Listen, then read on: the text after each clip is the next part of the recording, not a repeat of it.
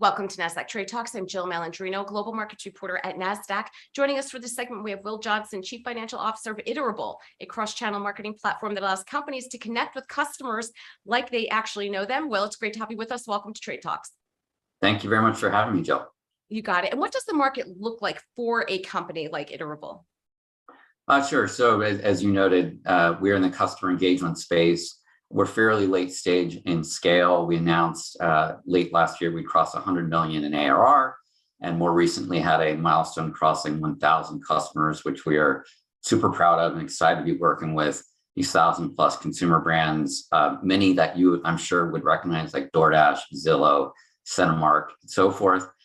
So for a business of our scale, I think the private markets still recognize how difficult it is to get to a stage and scale like Iterable or some of our peers in the private markets. Obviously, in the public sector, we've all observed a meaningful correction, but I think in the private markets, investors in the venture arena are really starting to look at and distinguish businesses like ours that have achieved meaningful scale, continuing to grow at a strong clip, and setting ourselves apart from earlier stage businesses where they're really more selling on a future promise. Iterable was described by investment firm Bessemer Ventures as a Centaur. Explain to us what a Centaur is. Yeah, so Bessemer coined this term, I think probably about 2 months back now. And a Centaur, in short, is a SaaS business that has achieved 100 million in ARR or greater. I think it's a clever way that Bessemer's come up with, really distinguishing unicorns, which are $1 billion in enterprise value or greater, from Centaurs.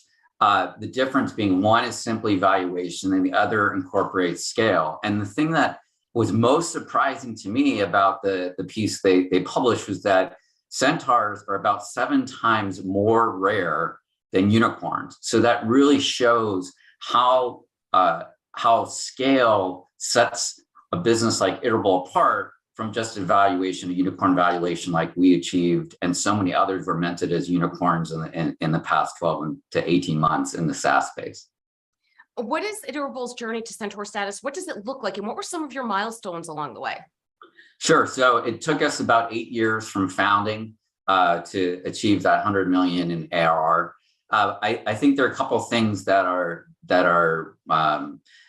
not unique to a business like Iterable. Obviously, each business has its own evolution, its own journey to getting to the stage. But I think some of the commonalities, focusing on a very large TAM. In our case, we address more than a $10 billion market. Also having a team that really rows in the same direction. I can't say how important that is. And then finally, building on Monica, as Iterable, we iterate continually. We look at how the market isn't changing, where we need to adjust course, what points of value we need to continue to deliver to our customers to ensure that as we cross this $100 million milestone, we're continuing to add value to our customers and to continue to grow the business again at that strong rate.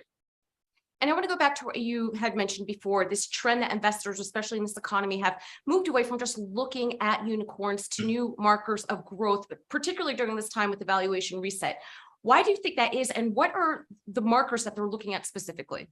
Sure. So I think at least for a SaaS business like Iterable, there are a couple of key elements. I mean, the first is making sure that you have a strong value proposition. I'd say in terms of SaaS metrics, the closest correlation is going to be your customer retention rates, both gross and net retention. So a business like Iterable, enterprise SaaS space, selling to large consumer brands, you're going to want your gross retention to be 90 points or 90% or above. You need to be yielding substantial gross profit from each of those customers. So for a business like ours, typically you're looking for 70% gross margins or higher. And then finally, with that equation, you have the leverage to invest both from a sales and marketing, customer acquisition standpoint, and an R&D perspective to continue to fuel that growth engine. In a turbulent and challenging economic environment that we're experiencing right now, how important do you think Centaurs are as reliable bastions of stability and for growth for investors?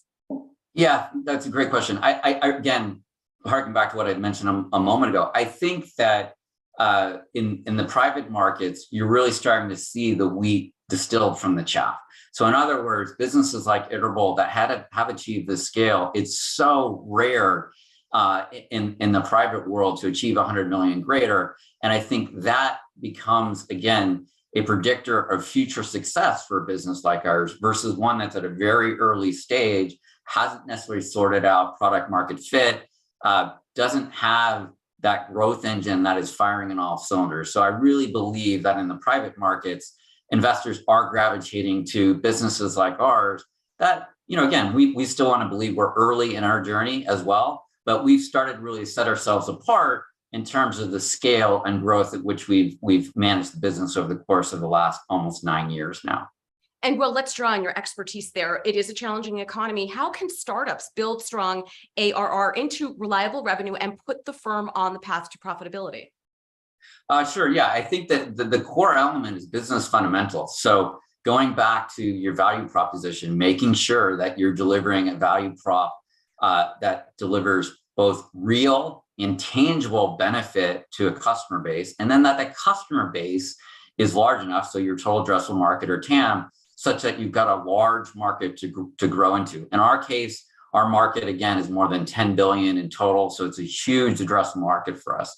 And then finally, for a younger business, it really is about the team and the culture that you build from the ground up. That team and culture serve as the foundation, no matter how many pivots you may have in your business model, the market challenges, the evolution your business undertakes. That core foundation in terms of the culture and how you manage and operate your business really shouldn't change over the journey with your business.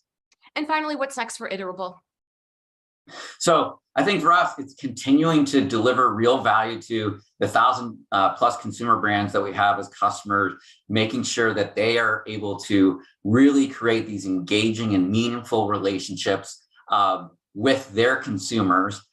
We manage almost a million, I should say, 1 billion interactions a month on behalf of our customers.